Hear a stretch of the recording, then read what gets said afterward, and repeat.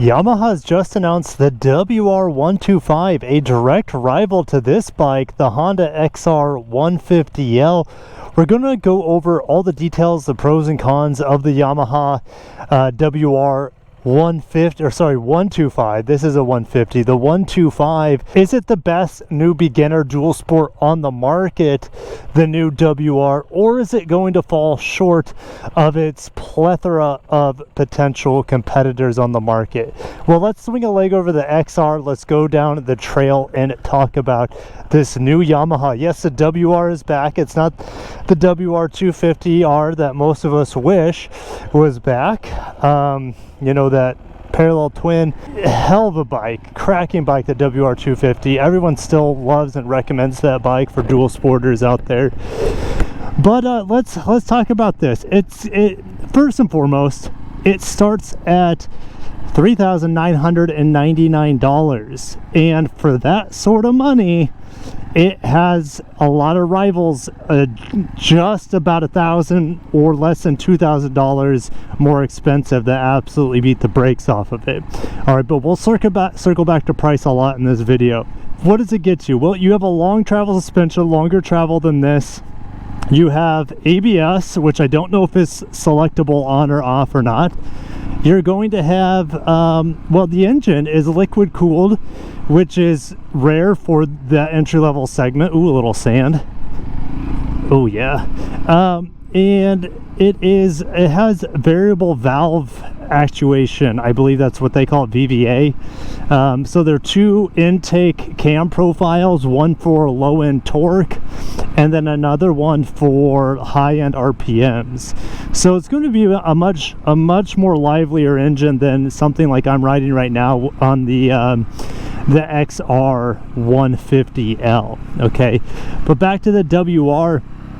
It has two piston brakes up front, a single piston brake in the rear. This has a drum brake in the rear, for crying out loud. You can get it in blue or black. The curb weight is a little over 300 pounds, which is pretty mind-boggling. I want to say this bike's around, it's very light in the seat. Gosh, I can sit anywhere on this seat, in the front. I can kind of rack my crotch if I want on the tank. I can sit all the way back, which is more comfortable on the highway for me. They say it should be able to get about 100 miles per gallon or 200 miles of range, so it does have a 2-gallon tank on the WR. You know, the XT250 that Yamaha made for a long time was a 250 single-cylinder fuel injection. That seemingly was a better bike. I don't know about you guys, but that seemed to be maybe a hair bit more expensive, not much though, and a much better fuel injected entry-level bike with a lot more displacement. This bike also has 6-speed. I think there's a trail over here. It's become a little bit more overgrown since the last time I was over here, but we're gonna have some fun. Don't fall into the water and get eaten by gators. I'm sure I forgot something about the WR125. Okay, so here's the thing. We don't know specifics about horsepower, but it's probably something like I don't know, 12 horsepower, a little bit more than this bike. Even though this has a bigger engine, it's air cooled, so it's not quite as it shouldn't have quite the same punch. In a vacuum, the WR seems okay, maybe for entry level, but its seat height is also fairly high. This is like a 32-inch seat height. It's super low, but like the WR is like a over 34, which is similar to something like the XR. Sorry, the CRF 350L. I don't know. Oh, this truck probably, that truck put a boat in there. Applied Aquatic. Interesting. I wonder what they're doing. All right, but let's get back on the trail here. Ooh. So the seat height's high. It's heavy for the amount of power that it outputs. It's expensive for the amount of displacement that it has. I think I'm going to cross over to this rut, because sometimes this bank erodes away into the canal, which would be no bueno. First competitor on the list, and you might say it's not a competitor, but for me it would be, is the Trail 125, because it costs about $4,000. All right, it's going to be underpowered compared to the WR. but it's, man, is it cute as hell. The Trail 125 needs to have its street tires swapped out for more knobbies, so that's a cost as well, so that kind of makes it a little bit more expensive. But man, it's just so unique. It might carry its value better because it's a Honda Mini Moto. So I don't know, I think the Trail 125 would be a good competitor to this bike, and it has a super low seat height. The Trail 125, like lower than this bike even. Okay, next competitor, well, it's this bike. This costs $700 less, something like that, than the WR125. Yes, fuel injection is a huge piece of mind. ABS is a piece of mind too. So Yamaha might have a panther habitat, no big deal. Yep, and this is the camping area, if I remember correctly. Pretty cool. Anyways, I'm about 15 minutes from the Picayune State Park, and I haven't explored much of it. One, because I just moved out here. Two, this is not my bike. This is a press bike from Honda. And if you want to see more Honda press bikes, just let me know. I mean, I'll do my best to get this replaced with something else in the press fleet from Honda. But anyways, they have to ship them out from California all the way to Florida. It's a process. You know, this bike has its advantages over the WR. All right, more comfortable, lower seat height. It's lighter. It's air cooled, which has its benefits in my opinion. Okay, less maintenance, more bulletproof reliability. Okay, it said no motorized vehicles beyond that point, unfortunately. I've never seen vehicles on this road, so they're probably doing some sort of maintenance down here. I mean, this is just such a great option, the XR150L. And I mean, but again, it depends on if, oh gosh, I forgot how bad this road is. It depends on, hey, do you need fuel injection? Fuel injection's so nice because, man, finding non-ethanol fuel is not easy. I haven't even filled this bike up yet. I'm probably burned through maybe 3/5 of a tank. I would say I'm about 90 miles on the trip meter here. Oh, that's a bit sketch. And ABS is a must for a lot of people out there. And so those two technologies right there, that's probably what Yamaha was thinking. This bike being its main competitor, and they're going to have to price it more, but technologically speaking, it's more advanced. Disc brakes all the way around. Like I said, fuel injection and liquid cool, variable valves or valve profiles. Like, it is definitely futuristic compared to this, like, you know, doomsday times XR150L. Okay. Another bike, shall we keep moving? What about the TW with the fat tire? The TW just looks so awesome. It has that amazing old school retro flair, kind of like how the Trail 125 has that unique identity to it as well. The TW, man, the fat tires, the square headlight, that's air cooled as well, 200 cc's. But in terms of acceleration and speed, it's probably like this bike because the tires are so big. So this bike likes to go 55 all day long. I would say the the WR, the new WR Yamaha, probably will do 60, 65 all day long.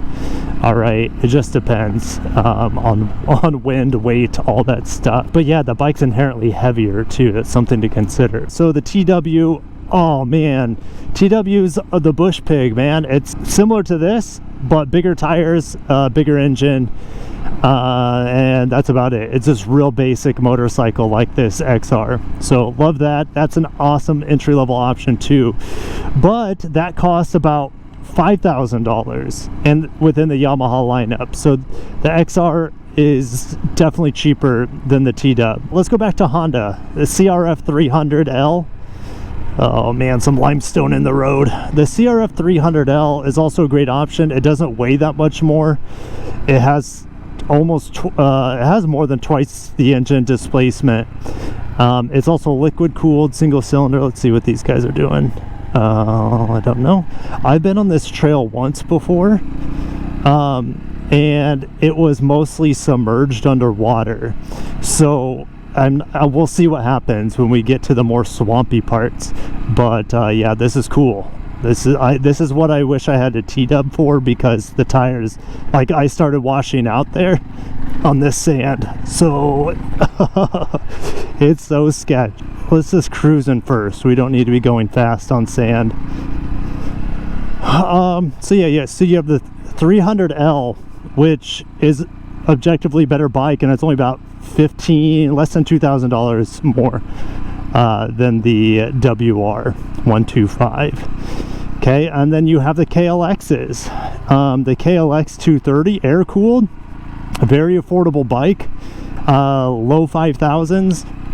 And then you have the KLX bigger displacement 300, which is liquid cooled, and that has more power. Great suspension on that bike, but doesn't have a fuel gauge, doesn't have ABS like the KLX 300 does. So, oh man, you know, I haven't ridden the WR125, and no one has at this point because the bike just came out. But it's like, if it was a 250 displacement for $5,000, it would be awesome. It would be like a direct replacement of the old XT250, but it's not. So it's like, what the heck? I don't know how successful it will be here in the United States, maybe in other markets. Maybe for Europe it'll be very successful. Okay, I went through here on the motorcycle when it was completely submerged. Let's get through here. A lot easier to do when it's solidified like this now. So the WR is going to have some struggles, I think, on the market. You have this bike, which undercuts it in price. So if someone just wants that's a croc out here, and I don't mean crocodile, the shoe. It's not the cheapest on the market, but if you spend just a little bit more, you get so much more power and displacement, and sometimes features as well, for not that much more money. So I'll see you guys in the comments. Let me know which entry-level dual sport would be your pick of the litter. Are you spending almost $6,000, around $6,000 for the KLX 300, the KLX 230, or the CRF? Are you going to go budget and get something like this? Like, look how capable this bike is. And I'm just, you know, enjoying this. I'm a complete novice when it comes to off-road motorcycles, and this bike's easy mode, low seat height, lightweight, bulletproof reliability. It's just fuel injected is not on the table for this, nor is ABS, and that might be a big deal for a lot of you guys.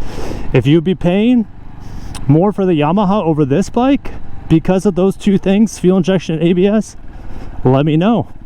I'll see you guys in the comments. I'll leave the camera rolling if you guys want to see me do the rest of this trail, because I really don't know where it leads. We have blue palm trees, or blue paint on the palm trees, to kind of like lead you through this trail. But I'll see you in the comments with your favorite entry-level dual sport. Do you think Yamaha priced this right? I think so, but like I said, it's tricky because there's just so many options for not that much more money, and man, do they give you a lot more power. I'll see you guys. Thank you for watching. Stay safe out there, be safe, and I'll catch you in the next one. Peace.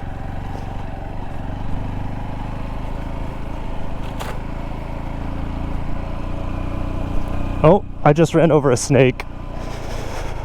Looked like a racer, a black racer, but I totally just ran over it.